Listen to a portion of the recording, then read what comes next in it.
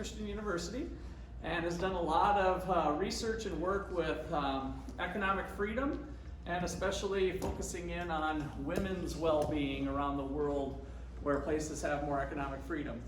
So we asked you guys to read part 2 of the book, and now you have the real book in front of you. And so she has some stuff prepared here to present. Take it away, Dr. Fike.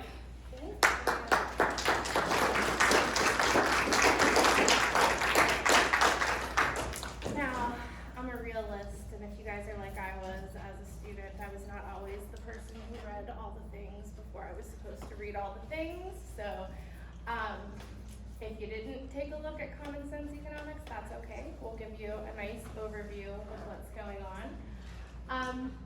So I want to start with a question. Because this is a question that I think a lot about, or a version of this question. What causes poverty? Do you guys have any idea? What are some of the things that cause poverty? Bad luck. Wealth gap. The income gap, unemployment, child care is a good one. Automation. These things cause poverty. Yeah, there's a lot. there's a lot. What do you guys think? Discrimination. I'm hearing from a lot of people over here. What causes poverty? Yeah. A lack of hard work. A lack of hard work. What causes poverty at the national level? Why are some countries rich and some countries poor? So these are big questions, and maybe I kind of phrased it like a trick question in a way. My answer to what causes poverty is nothing.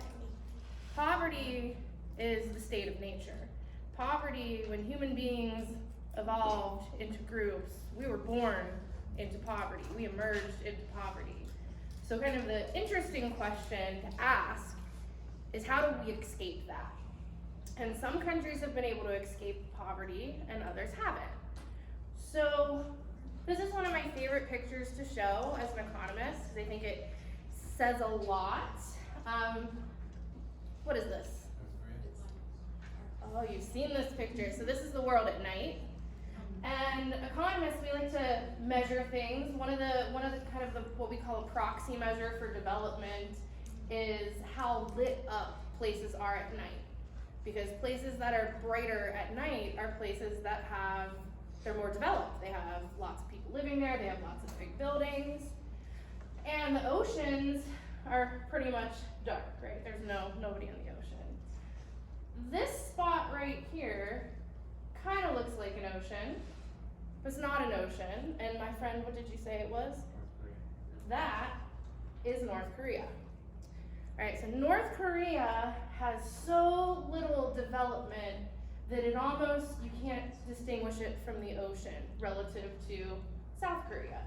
And what's interesting about North and South Korea is that, they have a shared history, they have a shared culture, right? So a lot of the things that we might think complicate an analysis of why one country is rich and one country is poor, right? It's kind of a good controlled natural experiment, because at some point in history, we decided to divide the country according to this line, and we said, North Korea, they're going to embrace central planning. So we're gonna let the government, central planners make decisions about what gets produced, how it gets produced, where it goes.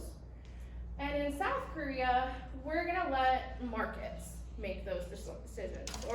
And when we say we're gonna let markets make those decisions, we're basically saying we're gonna let individuals make those decisions for themselves. And you can see there's a really big difference in terms of the level of development. So here's another nice contrasting picture. So over here we've got Luxembourg.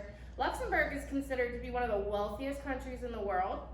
They have a per capita GDP of over $140,000, so per person, about over 100, it's massive. That doesn't account for inequality, right? So this is on average. We might have some people doing way better than that, some people doing a lot worse than that. But on average, per capita income is about $140,000 per year. Here we have Burundi, which is one of the poorest countries in terms of what we can get data on. We can't get good data on North Korea. Good luck getting any information out of North Korea. But for Burundi, we can get some data. And here, their income per person per year is about $680 per person per year. Huge difference between the level of development and with that, the quality of life that people can live in these places.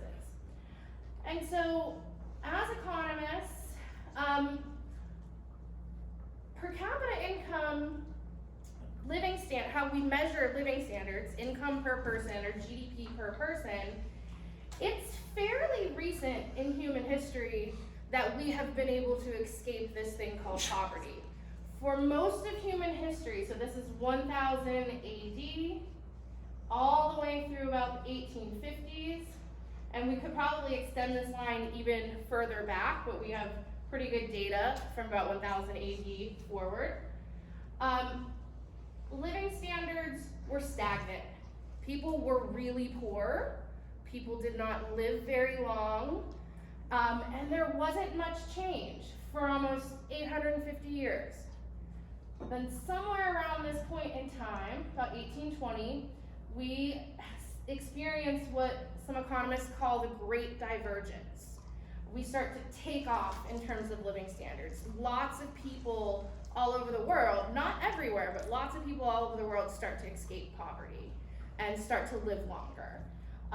So over here, this shows life expectancy over the last 1,000 years. So back in the year 1000, people were living, on average, expected to live about 24 to 26 years.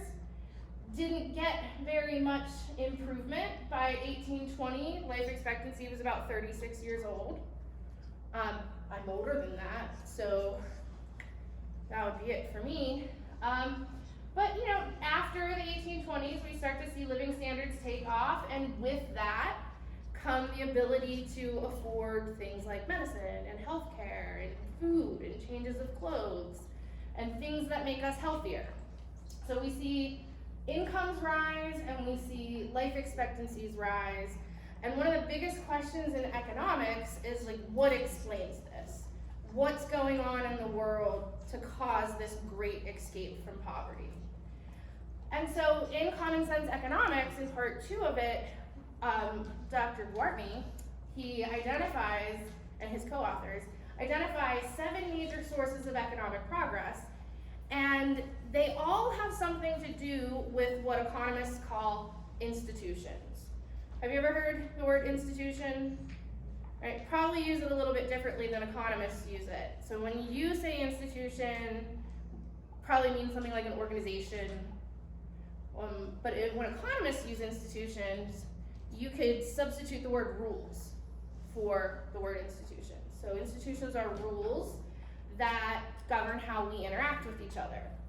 So they're things that we develop in the past, and they kind of take things off the table. They kind of constrain our behavior. So if we have property rights, right, it takes off the table that I can steal your stuff, or at least raises the cost. Right, I could still choose to do it, but if we have well-protected property rights, it's more costly for me to steal from other people, which is good. If something is more costly, people will choose to do less of it. So rules, we can enforce them through formal governance structures. So the government enforces rules like the speed limit, that's a formal rule that gets enforced from the top down. We also have rules that we can enforce socially, right? We call them informal rules. When somebody sneezes and you say bless you, that's kind of an informal social norm, right? It's kind of expected, we all do it. We have rules about how to behave on an elevator, right? We don't talk about the rules of how to behave on the elevator, but we have pretty strong rules about how to behave on an elevator. What do you do when you get on an elevator? You get quiet, or you get in the elevator, you push exactly one button, you move kind of as far away from all the other people as possible, and you kind of don't make eye contact, and you don't talk to anybody. All right, so if I got in the elevator with you, and I pressed all the buttons, and I turned around and I stared at you, you would think I was nuts because I am violating very strong social norms, informal rules. Did I activate your phone? That's hilarious. So when economists have started to explore this question of why some countries have managed to escape poverty, but others haven't, they started to point in to this topic of institutions. Maybe there are some rules that allow us to live better together than other rules. And so as economists, there's a whole branch in economics called institutional economics, where we try to figure out, what rules help us live better together? What rules can help us so that we don't act self-interested in a way that hurts other people, but channels our self-interest in a direction where it helps other people and creates value for other people. So that's what this section of Common Sense Economics is about. So these 7 causes of economic progress are all tied back to rules. What kind of rules help us live better together so that we can cooperate and trade peacefully and escape poverty? So the first thing that they talk about in Common Sense Economics is the legal system. And so one of the most important parts of the legal system is something that we call private property rights. Property rights are really, really important. And it is one of those things that most development economists argue that if a country does not have some form of property rights, that country is going to be stuck in poverty. That country is going to have almost no hope of escaping that poverty trap. So why are private property rights, what do they do for us? Well, they accomplish a couple of really important things. So private property rights, they give us good incentives. The first is when you own something, you have an incentive to take better care of it, right? So you might trash a hotel room, you might not take your rental car to the car wash, but when something is yours, you have an incentive to take care of it and maintain it because you want it to work for you in the future. Property rights also encourage people to pay attention to other people's incentives. So let's say I owned an empty lot in the middle of Manhattan. All right, Manhattan's one of the places where is it a good idea to leave a large chunk of property undeveloped in the middle of Manhattan, New York? Oh, that's right, there's a Manhattan close by. I'm talking about New York City, Manhattan. I forgot that there was a Manhattan close by. That is not the one I'm talking about. I'm talking about New York City. Is it a good idea to have a big empty lot smack in the middle of New York City? Why not? They develop cities around that area, and it's just leaving like a spot. Like, people need places to live, people could open a business there. There's lots of other better ways to use that piece of property. So if I wanted to hang on to that piece of property, if I owned it and I wanted to hang on to it and keep it an empty lot, I have to bear the cost of giving up the opportunity to sell that to somebody who has a higher value for it. So I'd have to turn down offers of millions of dollars because property is really valuable in New York City. I have to be willing to turn down millions of dollars. I'm not willing to turn down millions of dollars. If somebody offered me to buy that property, I would happily take their money and give them that property, and they can do something better than just leave it an empty lot. So property rights encourage us to pay attention to what other people want. Now, you guys don't own a house. My husband and I just bought a house about a year ago. If you are trying to sell your house, it's not a good idea to paint it like neon pink, right? Because other people's preference, I might want a neon pink house. A handful of my friends might be okay with a neon pink house. But if I was trying to sell my house to a bunch of strangers, I would not get a good price for it if I didn't take into consideration that most people's preferences are not to have a neon pink house. All right, so property rights get us to pay attention to what other people desire and how other people would prefer to use a resource that we own. It also makes us accountable for the damage that our property does to other people or their property. So if my neighbor has a tree that he's not maintaining, and it falls down into my yard and it damages my yard and damages my house, he's going to bear some repercussions for that situation because his property that he didn't take care of damaged my property. Another really important thing that property rights do is it helps us conserve resources for the future. How many of you care about the environment? How many of you really care about things like pollution or overuse of resources, overfishing the fish in the ocean, or animals that might go extinct? I care about those things too. Would any of you ever be worried that cows are gonna go extinct? Are any of you worried about chickens going extinct? Why not? Why are we not worried about cows and chickens going extinct? Why do we breed them? Because we use them for our food sources. And so we use them for food sources. So if I own a bunch of chickens, I have an incentive to make sure that I don't like slaughter all my chickens all at once, right? I have an incentive to make sure that there's always gonna be more chickens going forward because I can earn income off of my property, right? So I have an incentive to conserve it for the future. A lot of the depletion of our natural resources are situations when we don't have property rights, right? So who owns the air? That's a very undefined, there's no ownership rights over the air. Who owns a particular tuna swimming in the ocean, right? We don't have property rights over those things. So when we don't have property rights, it creates something called a tragedy of the commons.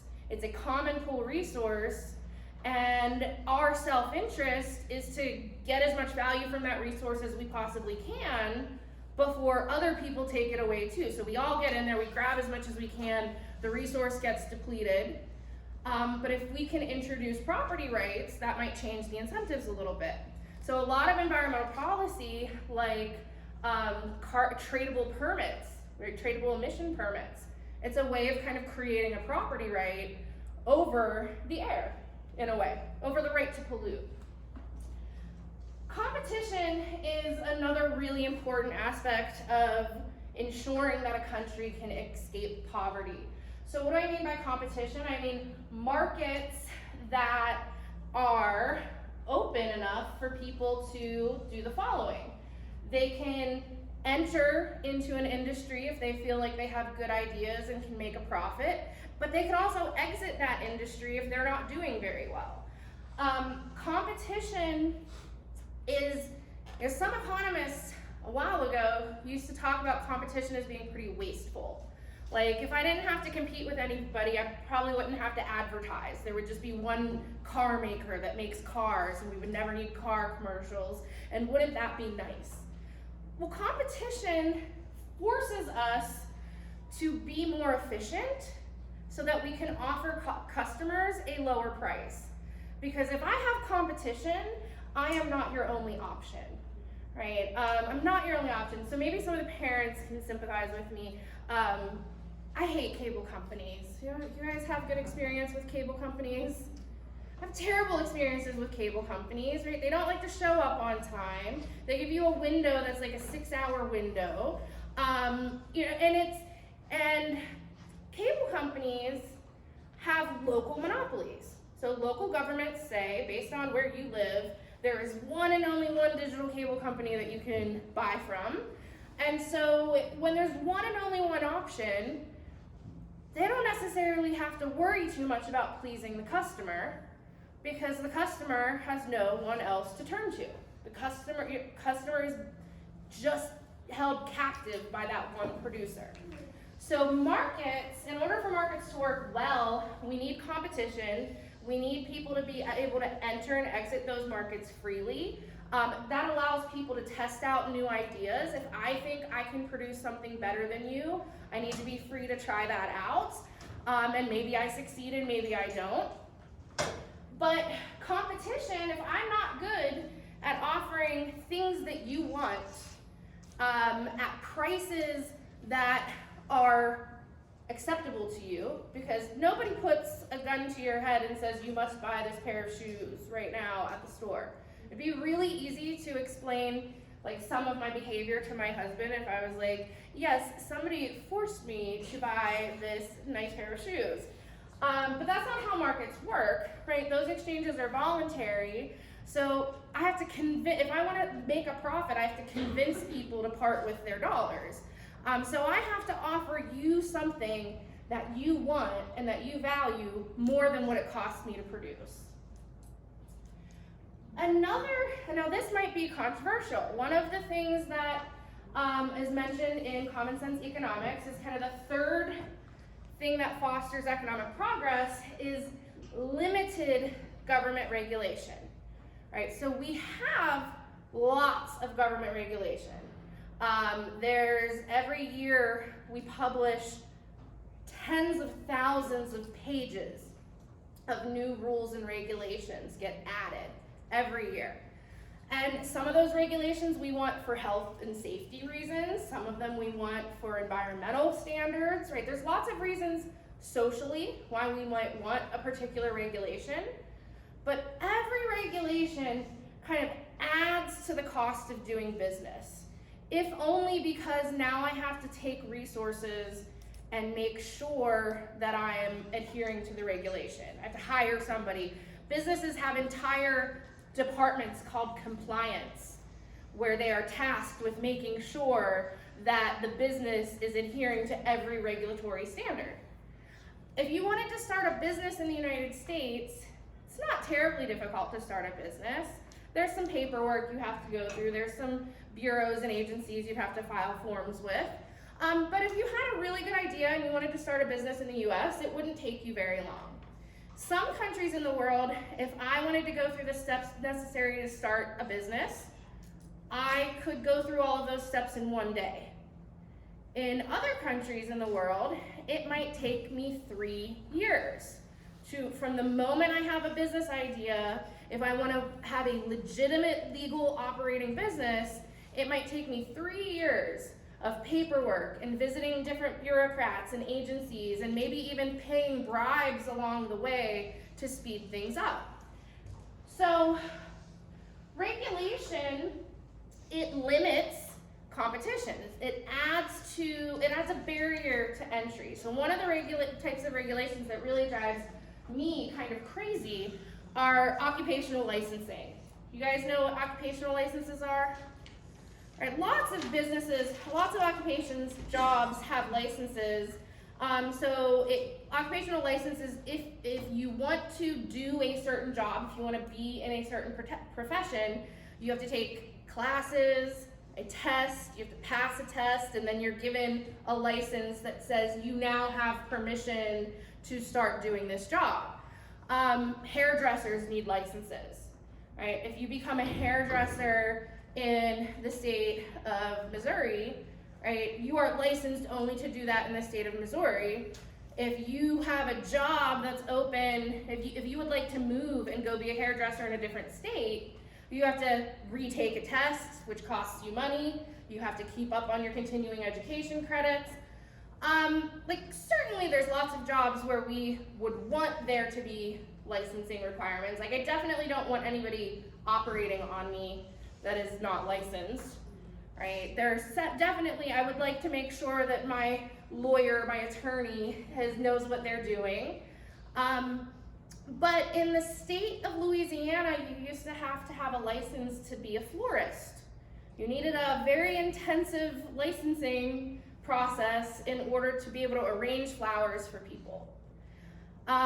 In the state of New Jersey, this is my all-time favorite licensing requirement, you need a license to be a practicing psychic. I don't even know what that looks like, right? I'm sure they all very easily pass the test because they're psychics, but these things really limit competition, which is not good for consumers, because if we have fewer people, if we have fewer people doing a particular job, supplying a particular good or service, that raises the cost. It makes it more expensive. The less people who are doing it, the more expensive it gets. So another type of regulation that is really common in markets are things called price controls. So it's regulations on what prices we can and can't charge. So you guys might be familiar with some price controls. Minimum wage is a price control, right? That says we cannot hire anybody for an amount of money that is less than this minimum wage. There are ceilings on how much rent you can charge people in certain cities, right? So where I live in Texas, Texas borders the Gulf Coast. Where I live is pretty far from the Gulf Coast, but a lot of states that touch the Gulf Coast have price control laws in place that if a natural disaster hits, these automatic, they call them price gouging laws, they go into effect, and anything that is considered like an essential good, like bottled water or gasoline, you can't raise the price of those goods more than like 5 or 10% higher than what they were before the disaster was declared.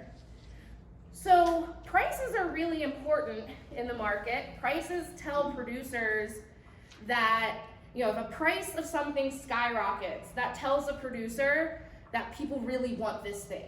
They really need this thing. And so it's like a big flashing sign that says, hey, if you give people in this area this item that's now really expensive, you're gonna be rewarded with higher profits. And that in turn encourages people to flood that area with the resource that has become really scarce and really expensive. But if we have a price control, we can't send that signal to people who could possibly help. A high price also tells people that, like consumers, to cut back on what you're consuming. So you guys are way too young. I don't even think you guys were alive at all when Hurricane Katrina happened, but it was a horrible, horrible disaster. The summer before Hurricane Katrina, my dad, we lived in Pittsburgh at the time. My dad wanted to build a deck onto his house, and it was hot in the summer, so he wanted to wait till the fall. But my dad's like really meticulous, and he likes to price everything out really well. And so he had this budget, and he was like, this is how much the lumber is, this is how much I'm gonna spend on my deck. Then Hurricane Katrina happened at the end of August, before my dad was ready to actually do the job of building his deck. And what do you think happened to all the things that he priced out in order to build that deck? Skyrocketed, right? And it's like, my dad, he's a nice enough guy, but he doesn't particularly care about the people who lost their homes in Louisiana. He doesn't know anybody in Louisiana. He didn't necessarily care about them, but those higher prices told my dad, maybe you should wait till next year to build your deck. Maybe there are other people in the world that have a more highly valued use for those resources. And so it gets people to kind of conserve. So these price controls, we might think that we are helping by keeping prices low during states of emergency, but it's really stopping the market from doing some important jobs, making sure resources get to where they are the most needed. Another thing that helps a market or helps an economy escape poverty is what we call capital markets. Do you guys know what capital is? Capital, well, in economics we call capital the tools and machinery that helps us produce things, but capital markets in this sense refers to people who have money in the bank in savings. How many of you have money in the bank in savings? I have savings.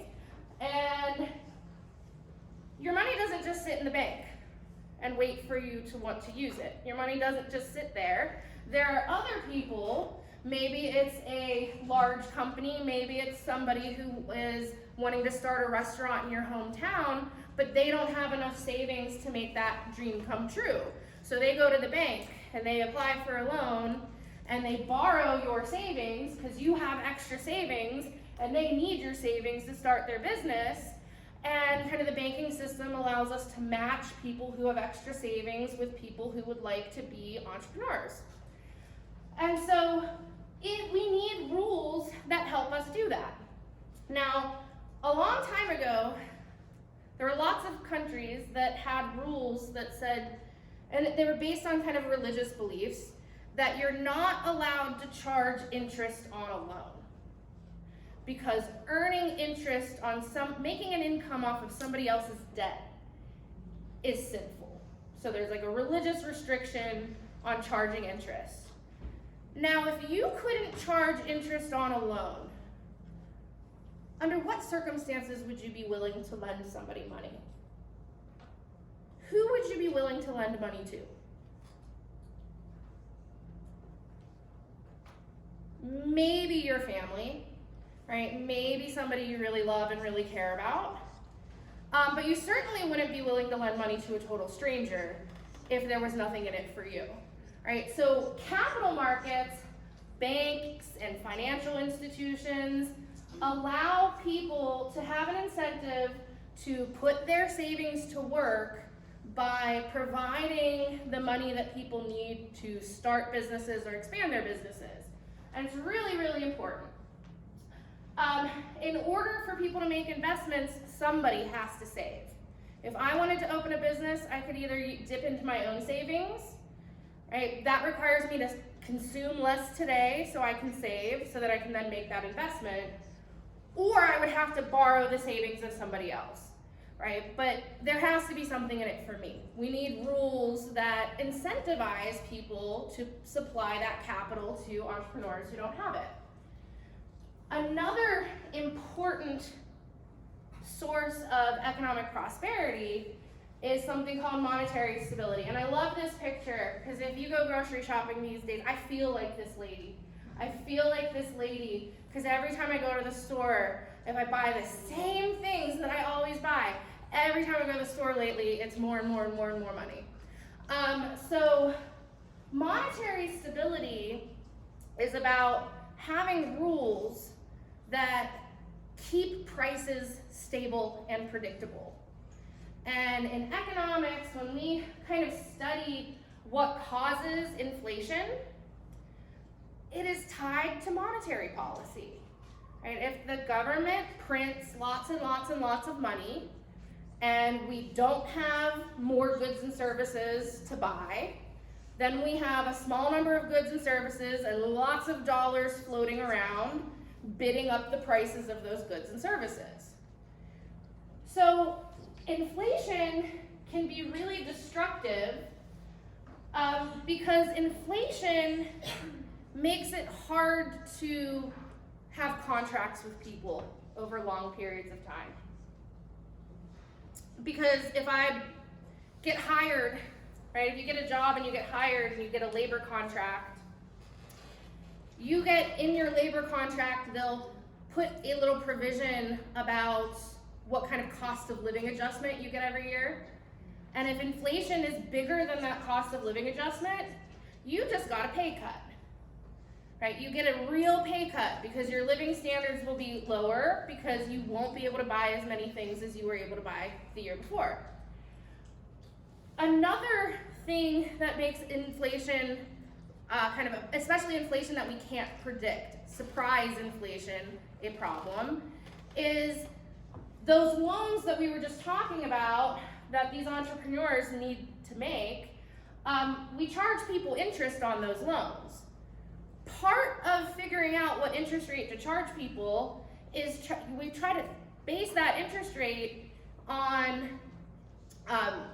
part of it is based on what we think is going to happen to inflation. Because if I'm giving you a loan for like 10, 20 years, I want to make sure the course of that 10 or 20 year loan that you're paying me back with dollars that have roughly the same purchasing power that they had when I gave them to you. So if we don't know what inflation is going to be one year to the next, how much do you charge somebody on a loan for like a 30-year mortgage? It's really hard to figure that out, right? And if it's really hard to figure that out, fewer people are going to be willing to engage in those types of contracts. And so it creates a lot of uncertainty. It also, if you look at countries that have high rates of inflation, and I actually have some listed here, right? So slow money supply growth, well, this is a little bit dated because the United States, at least through 2014, we had slow money growth and we had low rates of inflation. There's countries that have really high rates of growth for the money supply, and they have really high rates of inflation. Ukraine and Zimbabwe had what we call hyperinflation, where the prices of goods and services were increasing by like 200% every month. When prices increase by 200% every month, you have no incentive to save anything. The moment you get your paycheck is the moment you want to spend all of it, because it will never have higher purchasing power than that instant. So we know that money supply, the growth of the money supply is really strongly correlated with inflation rates. So if we want to keep inflation low and predictable, we need to have good monetary policy rules. So something that I've never experienced in my entire life until the past couple of years was really high, very noticeable rates of inflation. Somebody told me this, and my fellow economists can kind of correct me if this is a wrong statistic, but I had read this a few times, that 25% of every US dollar that has ever existed in the history of the country was printed between 2020 and 2022. Does it make sense why prices are so high? That is a massive increase in the growth rate of the money supply, and now we are experiencing the consequences of that. And it makes it really hard to plan for the future. And it really sucks. I really hate going grocery shopping. It's getting really expensive to be alive. The sixth cause of an increase in economic prosperity is lower taxes.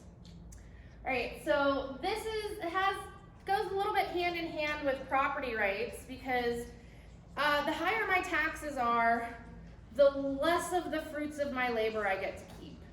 Right? If I own a business and I work really hard, and at the end of the day I only get to keep like 30% of it, why did I just work that hard?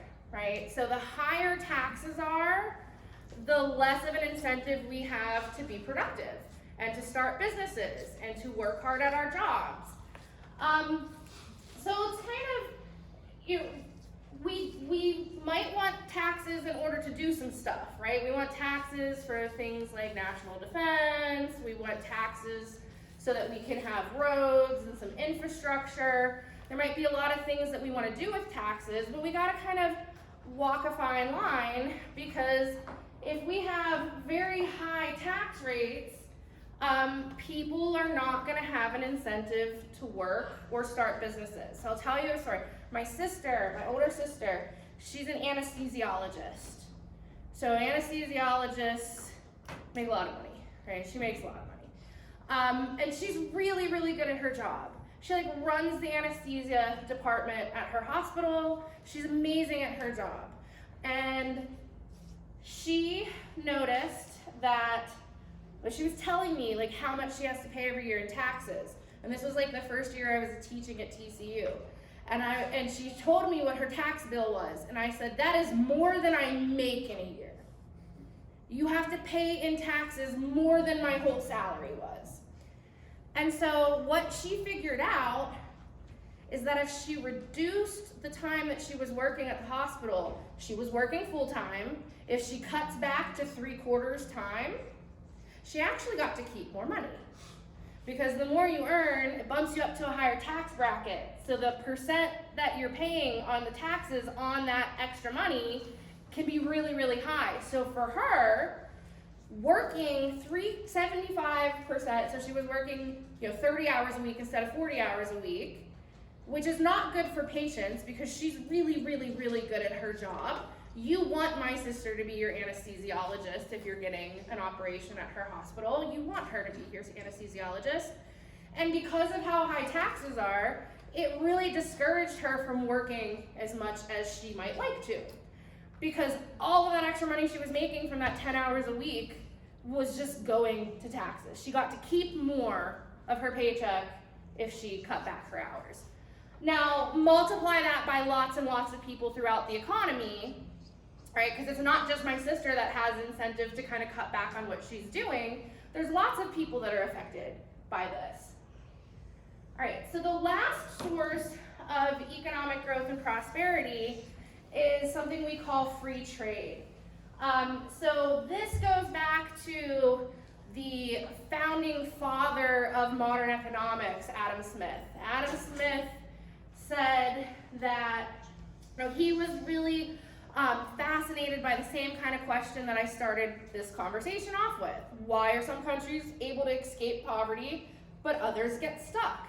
He wrote a book called An Inquiry into the Nature and Causes of the Wealth of Nations. It is a question. What causes the wealth of nations?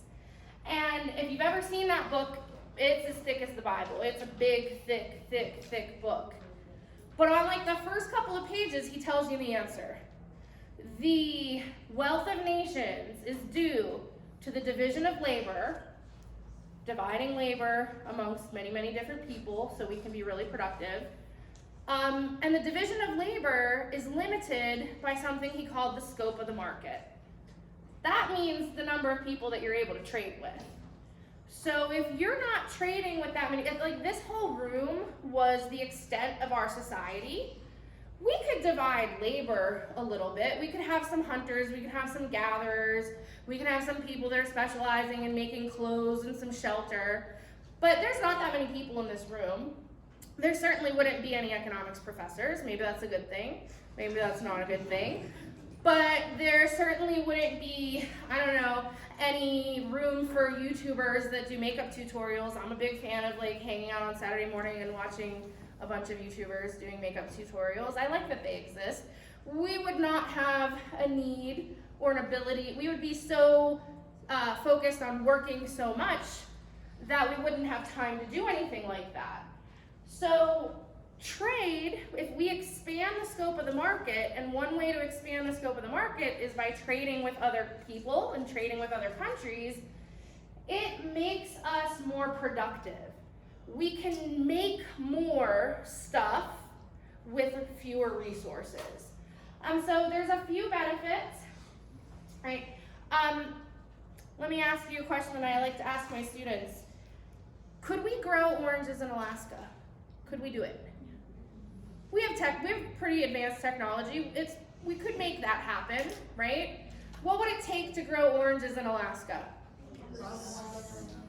Big greenhouse, would need to be really warm in there. We would need a lot of fertilizer. Basically, we would need to have a giant building that kind of replicates the growing conditions of a place like Florida or California. We could do it, but at what cost? What would we have to give up in order to foster a citrus industry in Alaska? Well, it's all the resources that we had to spend building that big giant greenhouse, right? So those oranges would be like the most expensive oranges that ever existed because of how many resources we have to throw at making that happen. So it makes no sense for people in Alaska to grow oranges. It is so much more sensible for them to do something that they have what we call a comparative advantage in, maybe salmon fishing or getting king crab legs, or doing oil is another thing they drill for oil. Like, what do they have what can they do at a pretty low cost? They can focus on doing that, and they can use those goods to buy oranges from Florida and California. So we can specialize in what we're good at. We can become more efficient. We can make fewer mistakes. We can spot opportunities to innovate when we become really good at something. And so this freedom to trade is a really, really important component of becoming wealthy. So we are not wasting resources doing things that we are actually really bad at relative to other people. Another thing that I think is really important about trade is when we trade with people, and this is something I'll talk about at dinner a little bit, when we trade with people, we are not just trading goods and services. We are also trading bits and pieces of our culture and our ideas with other people. And so international trade is a way for us to kind of have a cultural conversation over kind of what type of cultural rules that we think are useful. So there's a line of thinking in economics that's referred to as the du commerce thesis. It goes way, way, way back before Adam Smith. And the idea is that when you participate in markets, it has kind of a civilizing effect on your behavior. It makes you a little bit more tolerant of people who are different from you. And so we get those types of benefits from international trade as well. All right, so with this, we got two hypotheses. People living in countries that possess these 7 major sources of economic growth, and we call this economic freedom, right? Those 7 things are kind of what composes what we call economic freedom. We would expect them to have higher living standards than people living in countries that don't have economic freedom. And the second hypothesis is that countries that have these characteristics should have faster growth rates. So we should have higher living standards, and those living standards should get faster, or should get better faster than places that lack these things. All right. Ooh, I just shut that off for a second. So I'm gonna zip through. You don't have to take my word. I was a big fan of reading Rainbow when I was a kid. I know that's like an old thing to you. But one of the things that he always said at every episode of Reading Rainbow was like, you don't have to take my word for it, right? Because he wanted you to go out and explore that question for yourself and to get data. And well, he wanted you to read books, but in my case, I want you to there's tons of data in the world that we could use to try to test this hypothesis. And so I will show you some. I'm going to skip over some of this stuff because it's really kind of recapping. This is just how we measure economic freedom. So this is a map of the world, and the blue countries are countries that have the 7 things that I was just talking about. And the green countries have most of the 7 things, but maybe they lack some. They're a little bit less free. The blue countries are the most free countries in the world. The green countries are the second most free. The orangey countries, we're starting to get into the pretty unfree territory. And the red countries are the least free places. These are places where they don't really have property rights and they don't have well-developed capital markets. And what we can do is divide the world into fourths, which is what we've done. 25% of the countries we designate as most free, 25% is second most free, 25% the third, and 25% least free. And we can look at how well these countries perform in terms of development outcomes that we care about. Like how long do people live, and how healthy are they, and how wealthy are they? And importantly, how happy are they? So, I'm just contrasting the most free countries. So Singapore, Hong Kong, Switzerland, New Zealand, the United States, we're 5th in the world right now. So these are the most free places. And if you were to ask me, if I could pick anywhere in the world to live, I would want to live in one of the countries that are in blue. I would not want to live in any of the countries that are in red. So Venezuela is all the way at the bottom.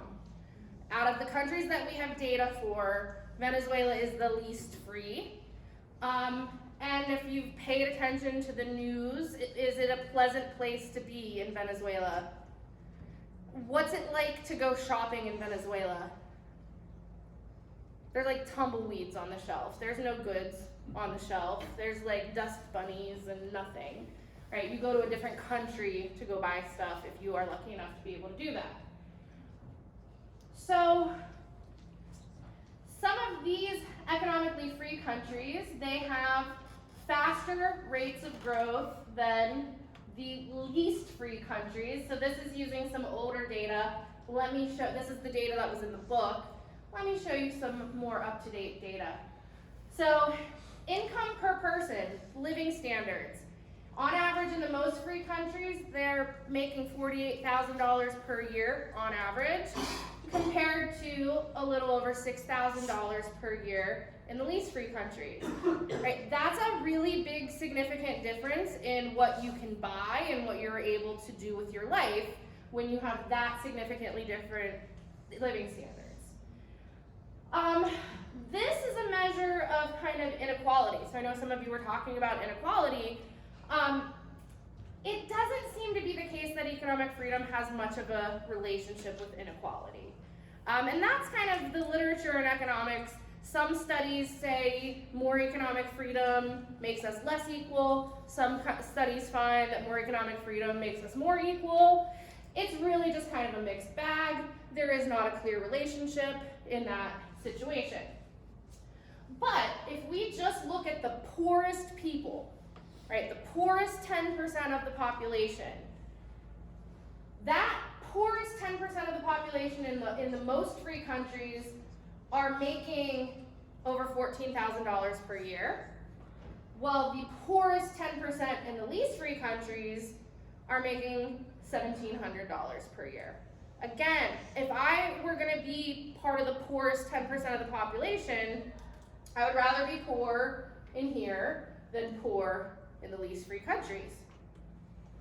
Life expectancy is higher, right? In the least free countries, people, it's better than 36, right? It's better than what it was in the early graphs that I showed you, but the life expectancy in the least free countries is 65 years, whereas the life expectancy in the most free countries is over 80 years.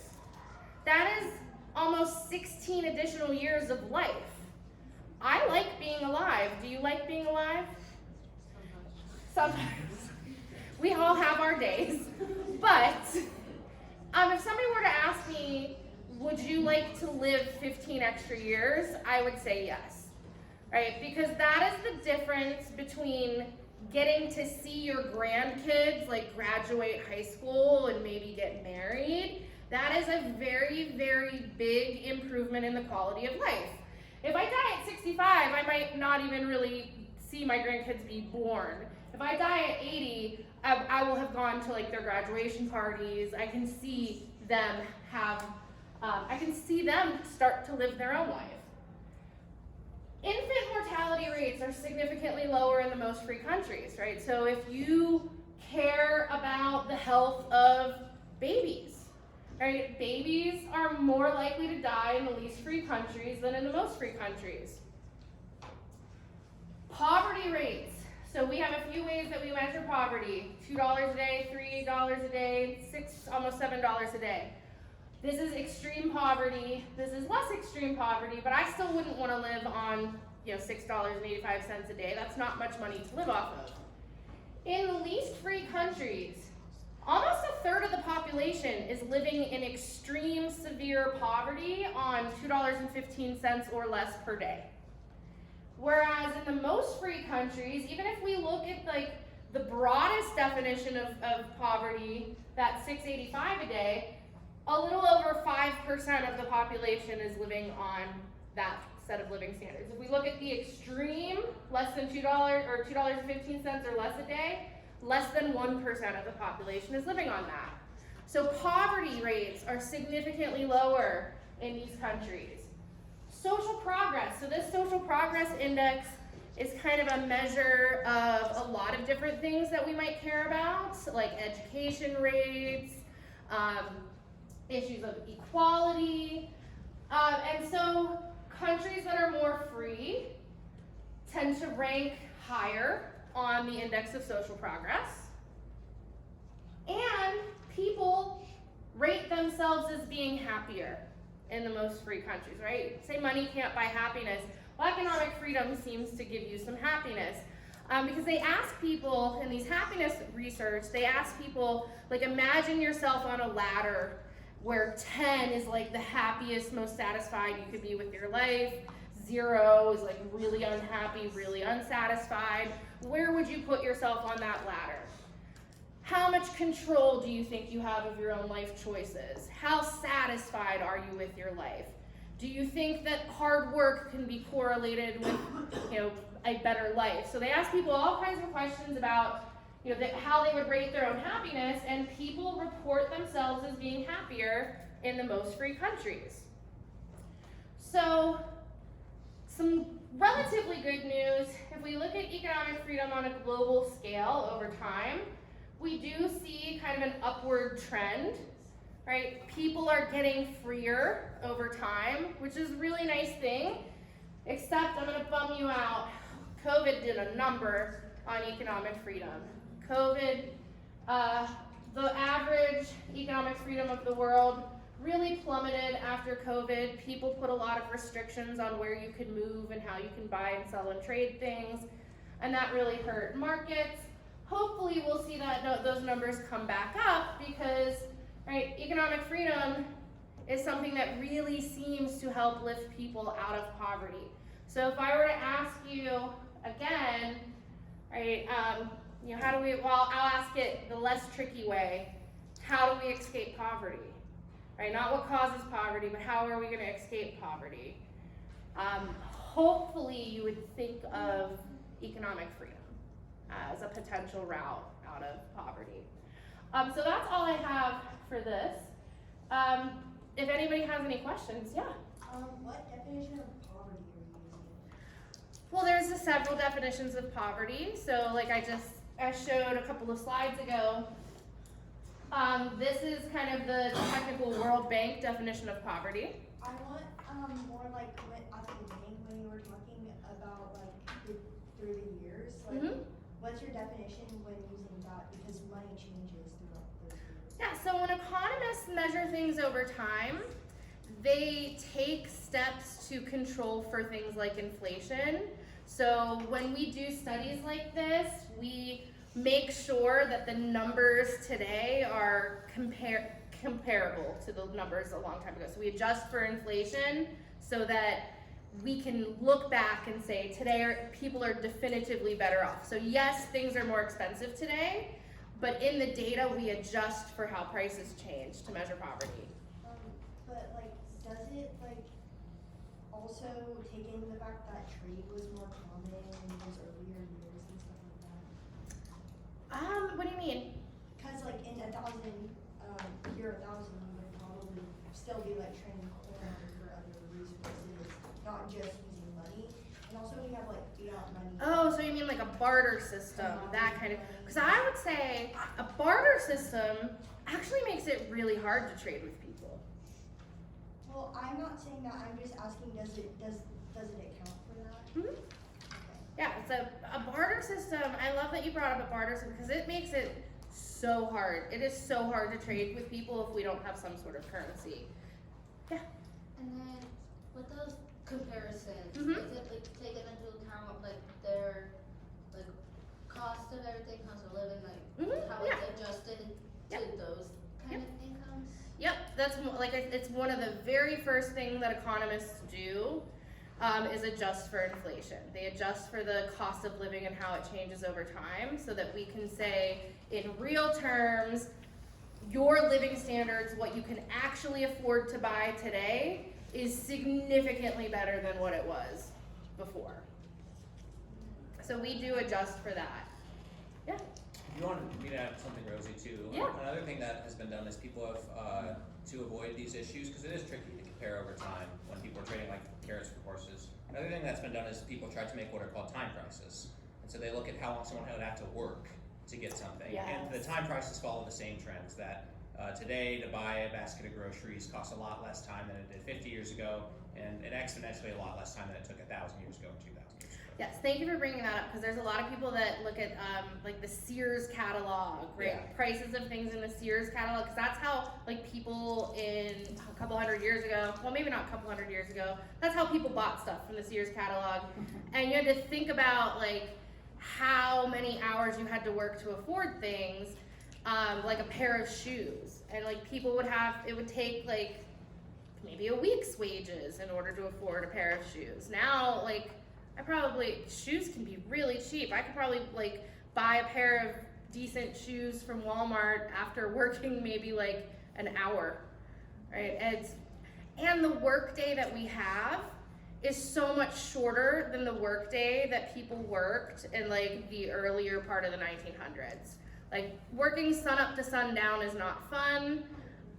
We complain about 40-hour work weeks, but a 40-hour work week gives us a lot more leisure time than we used to have. So yeah, thank you for bringing that, because that's a very important way to kind of control for the things you're worried about. All right, that's all the time we have, so let's give a round of applause. Okay, let me give you the game plan here. So we're gonna start seating in the room next door about 10 minutes to 6, so around 5:50 just to get around there. You're gonna see salad and a dessert there, but don't eat it yet. We're gonna wait till 6. We will release the hounds then, so you'll see some food there, but just hold off digging in. We'll do a quick little grace and get people started at 6 o'clock for eating. And then at the end of the talk, and the dinner and so forth, we'll have an exit survey that you guys need to fill out to get a $50 bill put in your hand. So tonight you will get a $50 bill if you have participated the whole way, so don't leave dinner early. Right? You guys have done a great job so far, so that's been great. And so the exit survey is really important for our donors. So we have donors that make these events possible with your t-shirts and your dinner and your books and all of the stuff that we're doing today. We'll need that exit survey, and then we'll be concluding. So we'll be wrapping up around 7:30 tonight. And we have one other special surprise for you and a little presentation that I'll talk about later. So right now we got a little bit of a break, so it's we got about 10 minutes before we'll start seating, and we'll plan on eating right at 6 p.m. sharp or get started